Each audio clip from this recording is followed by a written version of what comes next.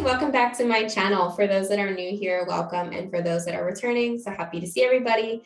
So today we're going to be talking about resumes, something very, very important as everybody is applying for jobs, readjusting their personal branding. And I have a special guest here today, Jared, and we're going to be talking about everything from the do's and the don'ts, tips, and also the algorithm from a former recruiter's perspective. So again, like it is my pleasure to have Jared here. I would like to share just a little bit about what Jared does. He is the CEO of Gaggle, which is a multi-vendor networking platform designed to streamline enterprise application hiring, career development, education, network, and business development for individuals, organizations, and partner channels. So I would love to be able to have Jared introduce himself and tell us a little bit about you. Sure. My name is Jared Tang. I have close to 6 years of experience in marketing, communications, and advertising across multiple industries and verticals. Additionally, throughout my exploration of career development, I have also acquired a strong background in technology and recruitment from a respected and accredited recruitment group. Since I have set out on a journey to create a dedicated and niche digital environment to help enterprise application professionals find more opportunities while expanding their career development and networking capabilities. Awesome. Well, we're so excited to have you here. I think that nowadays, when people are creating their resumes, it's a little bit confusing. Like there's a lot of things out there for what we should and should not do. So I'm really happy that you're here to be able to really inform the audience on where they should be going, or at least have a clearer path of where to go. So I would love for you just to kind of tell us a little bit about your time recruiting and then your experience with the applicants that you had. Absolutely. So while I was in the recruitment space, I was working with, like I had said, an accredited recruitment group. From there, we were working with the technology, and pretty much my day-to-day responsibilities were, bringing in more candidates and working with them to understand what their skill sets were, and then from there we would work with clients that were interested in working with those specific professionals. And from there I did a lot of research and a lot of reading within resumes and understanding a lot of the facets of what make interview process a little bit more successful, and as well as the resume reviewing process and resume editing process a little bit more exciting. Awesome. So, what type of things, or what were the most common resume things that people don't know when applying that you've I seen? think what I've learned from my experience within that space was really more that from every angle it was competitive. So there were tons of recruiters and tons of agencies that were all looking to work with the same clients and candidates. So inevitably that makes it in some ways easier for talented professionals to find jobs, but in other ways more difficult for them to land jobs. So because that double-edged sword, it is so very important to develop your resume and your professional profiles to best represent you. So I kind of realized a couple of trends, and that was that a lot of professionals would apply for positions I was recruiting for often had phenomenal skills, but they didn't accentuate them enough. So for someone who is skimming through hundreds of resumes a day, like a recruiter or a hiring manager, we would often be in a time crunch and may overlook attributes or skills that were hiding in plain sight throughout the text. So I realized that many professionals didn't follow the executive overview resume structure where they kept their resume to a single page, and then fitting all of your experience in one page can be difficult, especially if you're very experienced. But psychologically, someone who is very busy is more likely to, I guess, judge their first impressions off of length before really reading it. So, one thing I can stress is, try to keep your resume length as short as possible without skimping on the quality of things. And this ties into another trend I caught on to, that were some structured their resume a little backwards, meaning that their most recent positions were actually at the bottom of their resumes. However, the most important thing to someone who's making an assessment of your skills is, how is this person primarily spending the most of their time most recently? But if you added those two things together, that means that someone who's in a time crunch will also scroll through multiple pages before they get to the meat and potatoes. of what this person really has to offer.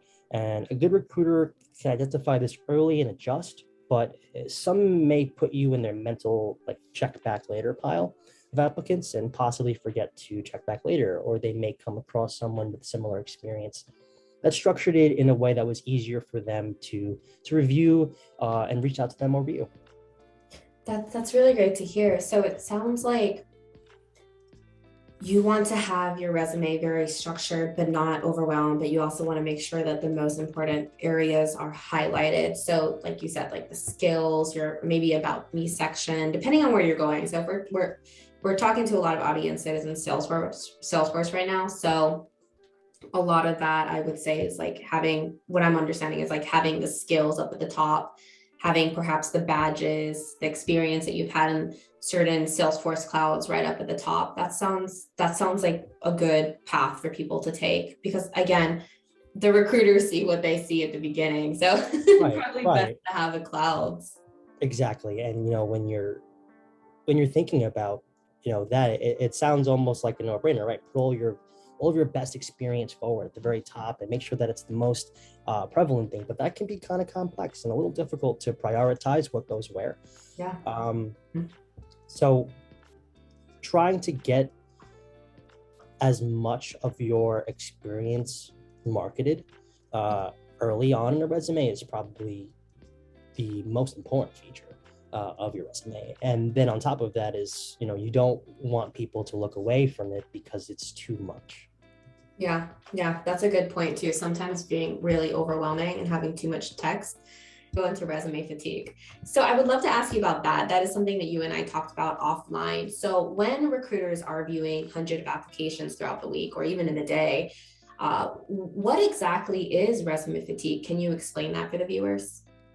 Absolutely. So I experienced this a couple of times, but resume fatigue is something that comes with going through a large group of applicants for any job.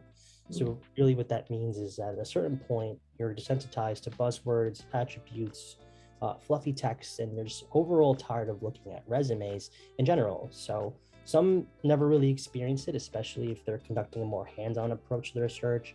But after hours and hours of reading, comparing, and interacting, it all begins to feel like you're getting drained. And that's why making your resume as impactful and engaging as possible can be something that differentiates you from others.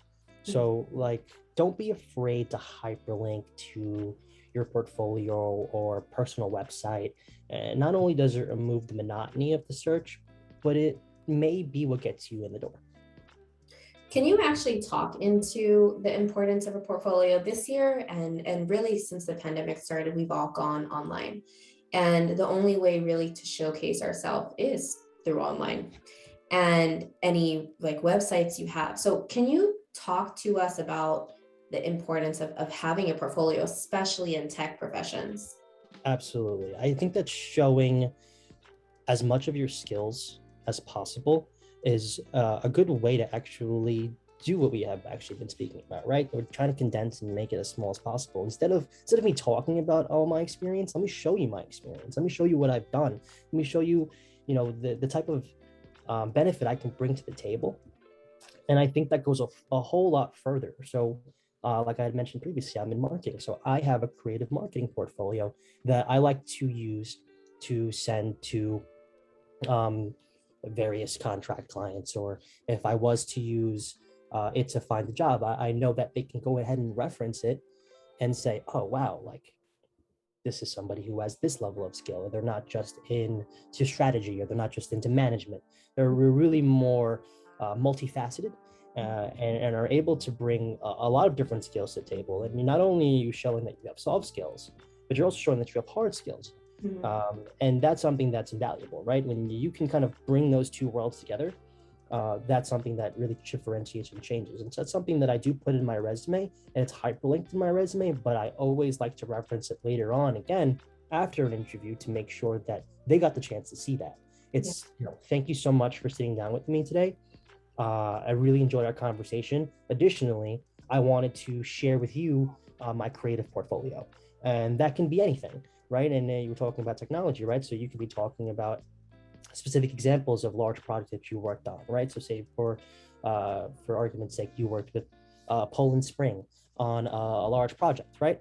That's something that you want to accentuate, and it may not be something that you can necessarily show the impact that you brought to the table, but it's necessarily something that you can discuss in greater detail when they ask you about it. And so, okay, what'd you do with Polish Spring, right? Well, I did their entire, I don't know what technologies Poland Spring has, but I did their entire Salesforce Pardo system customization and their workflows that for their sales pipeline. And those kinds of things are things that you can't really convey as much in text, but you can really convey by showing it. And that was going to be my next question to you. Like, what can people put in to supplement? Let's say if they did have a long resume, right? And they don't want to make it too long. They don't want to give that resume fatigue. So what type of things for tech professionals, or just really for any professionals, what type of areas can go from your resume to make the resume shorter and then going into that portfolio would you suggest? See, that's tough because it depends on what type of skill sets you're trying to really accentuate. So for example, instead of going on and on and on about on a resume within your experience section about all that you provided a company, one thing that you can bring to the table is a specific example of a screenshot of some sort, or even if you have access to a sandbox that you once used to build that specific area. And obviously you don't want to get too personal and too in-depth with those types of areas because of the fact that you don't want to divulge too much information about another organization's technology, but at the same time it's things that you have liberty to display, things that you've done on your own, and then you can have brought benefit to that company that's maybe looking for someone just like you.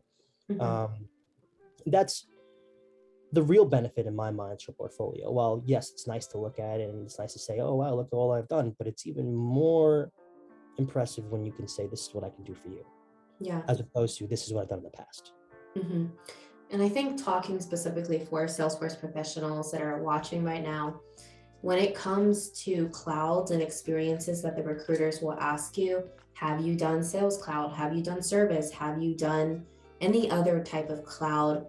By utilizing what Jared said, by utilizing that sandbox and creating your own kind of project based on interests that you have, a side hobby, your own side business, like those things are provided to you for free, the org, number one. And number two, creating that business so it can supplement if you don't have experience in that cloud yet. I think putting those type of things in portfolios are really beneficial because from my experience, putting on the YouTube channel, putting on the website, even before I go into interviews, the first thing they'll say is, we've watched your channel. And that already sparks just a lot of fun and interest and outside questions where they're able to get to know you. So if you're trying to think about what a portfolio should have, exactly what Jared said, and also for Salesforce professionals, make sure you're adding in those fun ideas because people really like when you get excited about the things that you're doing. So Jared, another fun thing that we're doing today is actually resume reviewing, and we have Hazma that brought in his resume, and we're just going to go ahead and show everybody now. All right, so here we have Hamza's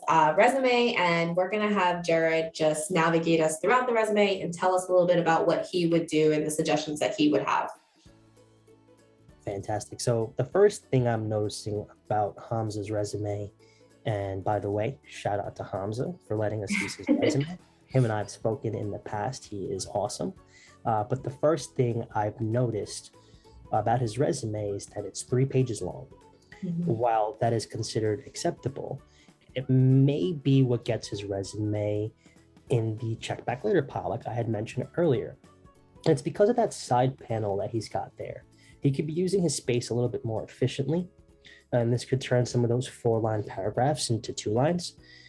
And if you look at it later on in the resume, it doesn't seem to serve a purpose other than consistency.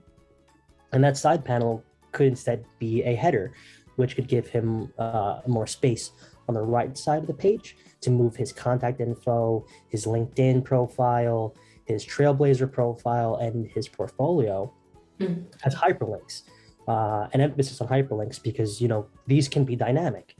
He can also add his languages into his summary section with a segue, something to the effect of, multilingual professional, Hindi, Urdu, English, who is tech savvy, and so on and so forth. But while certifications are important, I think they should be featured in a little bit of a different location.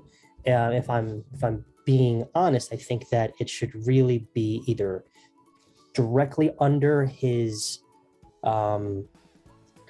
these adjectives right here and some of these skills that he's got, the software testing, professional, quality assurance, kind of leading into the summary, or in his summary. And they can even go, which is something that Megan and I had spoken about offline, is that, it could even have gone into the bottom of his resume right above his education section, which is kind of historically how certifications have been in the past. But for Salesforce professionals, it seems to be best when you put them first. It's kind of what stands you out, right? Those badges, those accolades is what kind of brings you into a league of your own. Mm-hmm. And the awards in the side panel can be added right above or right under the education certification section, whether that be in the bottom or that be at the top. I mean, those are things, since you want to really show those accolades off, you can kind of add those awards in there as well. I like the wording he used in his summary, but I think it can be relayed a little quicker and a little shorter if he was to use bullet pointed columns instead. I think that those are really efficient ways of getting and conveying the message a little bit, because you can kind of shorten those sentences into more of like an easier set of, designed to look at. It's also easier for you to shorten those because you don't have to really string them into the next thought as much. You can really focus on actually just getting to the point. He also only really elaborates on his most recent role, where he may pique the interest of a wider range of professionals if he added more depth to these other positions, or at least more on his second most recent role, while leaving the other roles as is, where he just mentions the technologies he worked with, especially because he is a technology professional. Those are pretty much the most important pieces, and that can tie really, really well into the portfolio as well. I mean, if he can show experience or show things that he's done within those areas, he doesn't necessarily have to write about it. He can talk to you about it more, but he can also show you what he did. But I think this is a great example of a professional who has a lot of experience, so he'd probably have a hard time turning that 3-page resume into a 1-page resume if he was to add any more details. So I think that without this left panel like he has it, he may be able to condense this significantly and can at least bring it to maybe a 2-pager. Overall, a very impressive and talented professional that just can benefit from probably restructuring a little bit. I think that it can go a lot further. Great. So what I'm hearing is, and just speaking from experience as well, from recently job applying. So what I'm hearing is having this section here, the blue section, moved over maybe to the middle, making it like probably right up here if everybody's following my mouse, and putting the languages in the summary, redoing the summary a little bit, and then also focusing on his job, but narrowing it down a little bit. Did you suggest bullet points as well for that? I did. Okay, terrific. Yeah, and adding in the bullet points. And I think something really, really important when it comes to Salesforce professionals, it's within the section up here, it's having those quick links for recruiters, for employers, for whoever's looking at your resume to be able to reference to. But also adding the certifications that you have, and not just the certifications, also if you have super badges, if you have a certain rank on Trailhead, if you're a 2 times, 3 times, 4 times ranger, that is something that needs to be acknowledged. So definitely make sure that you're putting that into, and then adding on the portfolio, which we spoke about earlier. That can also be a hyperlink. I know that he has one right here, and if we clicked on it, it's great, but that's something that, coming from also a background that did resume reviewing, you want to be able to attract that first. So Jared and I really have a lot of similar suggestions for this resume. It has a lot of potential, and we would like to be able to showcase my resume that has been worked on and really can kind of serve as what the audience can have an idea of following moving forward. So Jared, I would just love your opinion on this specific resume and your thoughts. Absolutely. And it's funny because it's like this resume it's almost exactly what we had just kind of detailed, which should be happening. She kind of showed, or you kind of showed enough differentiation and enough creativity to really bring out some emotions here with that blue banner. It was eye-catching, and then you have those graphics in there. I mean, you have the certifications that you have you have your LinkedIn profile, you have your Trailblazer account linked in there as well, and wear these things proudly. These are things that you worked hard for. You want people to know about them, so put them first, and it's what differentiates you from the rest. You have your summary in there. I think it's also very well written. I do also like, and a lot of people, this is kind of might be controversial, but I do like how you broke the margins. You kind of saved on space a little bit, where there is a lot of content in here, but you kind of spread it out so that way it was the whole page. And that's not something that, a lot of people will agree with, but I do think and feel that optimally, this is what you would have needed to do if you didn't want a 4-page resume, right? You do have bullet points in there. It's a lot easier for you to kind of go step by step, and you have them underlined and bolded. So now I know that if I want to know about Sales Cloud and what you did at with Sales Cloud, I can reference that directly. I can go and find that again also very easily. And then, you talk about your YouTube experience as well, and you break it up, right? You break it up into sections. You don't have sentences, but you have your skills and what you're doing within the YouTube space, and you have them kind of separated to the point where it's easy for me to go across and understand or pick out exactly what your YouTube channel does. And then you went into your work experience. Yeah. Now, I do think that your resume is very eye-catching. I do like how you have colors in there. I do like how you do a lot of bullet points as well to separate some of the areas. Some people just actually make a whole, almost like they're doing a LinkedIn profile. They make a whole paragraph. It's like, I can't even read this, right? There's too many things going on. You probably could, depending on what size font this is, you might be able to benefit from bringing the font size down just a little bit, which also might help you save on some space. But at the same time, I can't really argue with it too much. If it's like size 12, then you really can't break that barrier any further. So that's where it comes down to, because there are going to be professionals who are going to be like, wow, this is a lot of words, but very small font, and just not going to want to read it. So that kind of does the reverse, right? It's like, okay, this is everything kind of crammed into one. And that might make it look a little bit more difficult to look at. That's so true. Yeah. Thanks for that. I'll have to look into that. I would love to just talk to Salesforce professionals right now. Just again, in the interview phase, this is something that has caught the eyes of recruiters. It's designed by the also famous Canva. So again, shout out to Canva for this one. It's a paid or free platform if you guys want to look into it, but really emphasizes what Jared was saying at the beginning of this resume review, is having a header here, having your LinkedIn, having any type of site that you use automatically available and readily available, more like it, for recruiters to be able to just aim at. Definitely make sure you're highlighting your certifications, the status of where you're at. You don't have to be a ranger, but if you have it, that's great. And then really narrowing what clouds you use. That's going to be one of the most frequently asked questions. Can you tell us your experience with certain clouds? So to be able to have that for recruiters will be time saving for both of you guys. So thank you so much, Jared, for reviewing these 2 resumes. We're going to go ahead and hop back to questions. So Jared, now that we reviewed the resumes and you've taken the time to go through it and really show people what should and should not be there, can you also talk to us about the importance of having multiple resumes? Because as you know, Salesforce has so many different roles. We have admin, developer, BAs. So can you just kind of talk to us about the different type of resumes that we should have and how should we go about doing so? Absolutely. I believe it's very important to have a targeted resume for each job function that you're applying for, and one that's kind of all encompassing. If you're like a Salesforce developer and a Salesforce admin, you can build one for both and then one for each, and then you can pick and choose which one you send out, and that may increase your chances of landing opportunities. You can always discuss your other experiences in your interview, but the first step is getting yourself in the door so you can dazzle them later.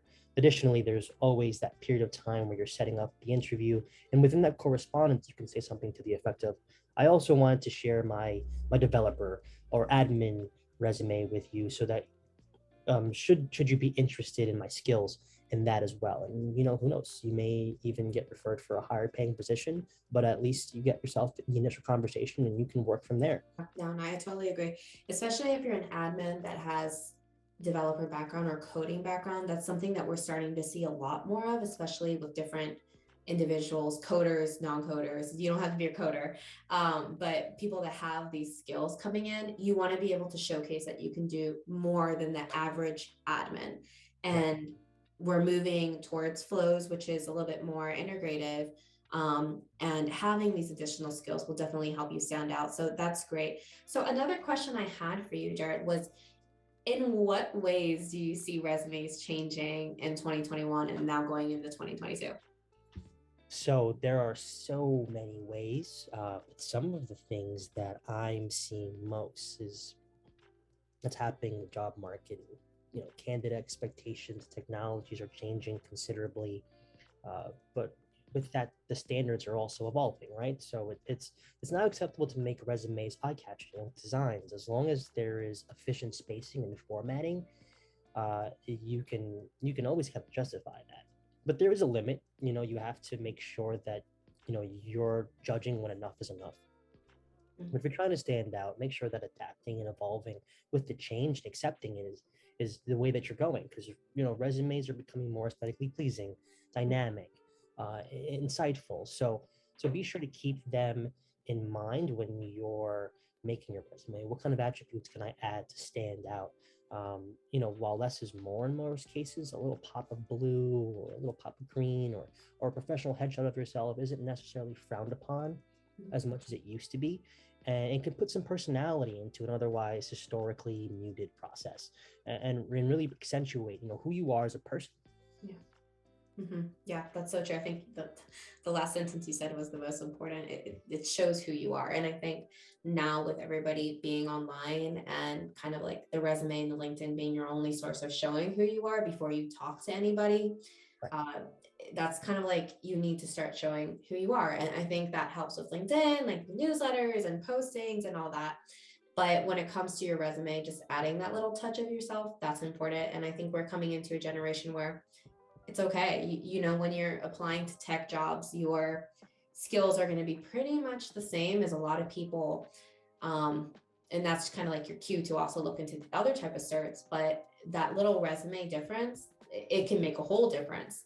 So, Jared, as the CEO of Gaggle, can you tell us a little bit about your company's future goals? I can get a little in depth into there. Not too we want to be a little exciting at the same time. But there's so much that's going into Gaggle and our mission. But the number one thing I can say is that we're stressing the community and accessibility aspects so much. So we're aiming to develop an environment that makes life easier for all three segments of the enterprise application market. An ecosystem that really thrives off of sharing and communication and camaraderie. And we feel that this space is so abundant that it's only a matter of time before the category becomes more of a commodity across skill development. So we want to be the organization that helps each person find their footing and reach the goals that they're striving to hit, whether that be a stronger technology team, a stronger application deck for your organization, more software or training course, sales, or to find your new home, or simply just to explore the vast world of enterprise applications. There are a lot of people making career changes right now, and they're looking towards things like Salesforce, because why wouldn't you want to join the community, right? They're looking towards things that are going to be not only abundant and enriching for your pocket, but also abundant and enriching for your everyday life. So, we want to help you along your journey. And, we're looking forward to watching all of the people who use Gaggle, all the individuals and professionals and companies and vendor partners. We want to watch them succeed. And, we're currently developing our beta. And I invite all of the viewers and everyone else to sign up to participate by filling out one of the surveys on our landing page. We've also just recently put out our brochure. So if you want a little bit more information about, the facet that might be beneficial to you, you can check that out as well. It is accessible by a button, so you'd have to just click onto that, and then you'll be able to read a little bit more about what Gaggle is. Perfect. Yeah. And Jared, and for everybody watching, everything that he just mentioned will be in the description within my YouTube, but also on my LinkedIn platform. You're going to have a LinkedIn to also Gaggle and directly to Jared's LinkedIn account. And then lastly, I will be also putting out newsletters, and there'll be a little bit of a special about Gaggle in there. So definitely have a link to his landing page so you guys can fill out everything and take a check or check out the brochure. But just in final words, I would love to ask you if there's anything that you would like to share with the audience. Yes, there is definitely something that I'd like to share with the audience, and I think that's very relevant with the current state of where we are in regards to consistent economic development, as well as consistent professional development and skill development. And it's just very important that if you're going through a tough time landing new opportunities, please don't just get discouraged or put yourself down. There are so many opportunities out there, and it's only a matter of time until you find that perfect fit. But there's only one you, and you only have one brain. So be kind to yourself, be kind to others by lending a hand to those who might be fighting similar battles to you, and there will always be a role for you somewhere. So as you search, continue to touch the lives of others, continue to develop your skills and experience by molding yourself into a professional that you can be proud of every day. Thank you. I think a lot of us needed to hear that. And I think that with what we call the Ohana within Salesforce, I think that Salesforce does a really good job at that. So Salesforce, Ohana, keep doing that. And Jared, thank you so much for speaking with us today and really helping us all learn about the importance of resume building, do's, don'ts.